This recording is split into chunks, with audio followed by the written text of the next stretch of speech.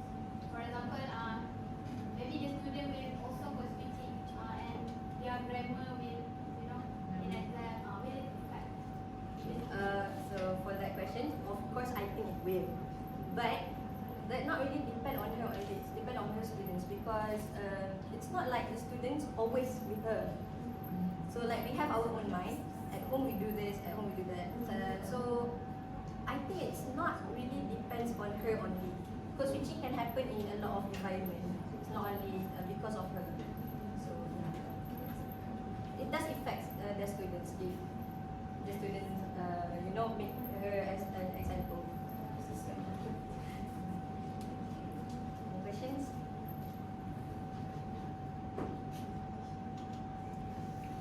So you said, Barak said that he uses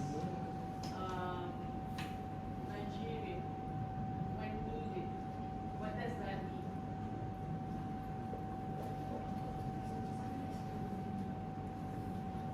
So Mubarak said that he used Nigerian when needed because usually in his family, as what Alia said just now, his first language is English. He doesn't really use Nigerian. So when needed means that when he talks to his parents, because his parents speak Nigerian, he said that usually his parents won't listen to him very much. So when he need his parents to listen to him, he will use Nigerian. So that is the only time that he used the Nigerian. So that's why he said he only used when needed. Did he say why doesn't he use Nigerian at all? Oh. So he said that because his siblings, all of them usually speak Malay and English only. Only his parents that speak Nigerian. So he doesn't really adapt the language. Like what he said that he doesn't fully speak Nigerian. He only know a few words that he can use when he wants to ask something from his parents. So that is why. Does he have a sister here? Yes. Oh, Yeah. same name. Yes, Mubarakah.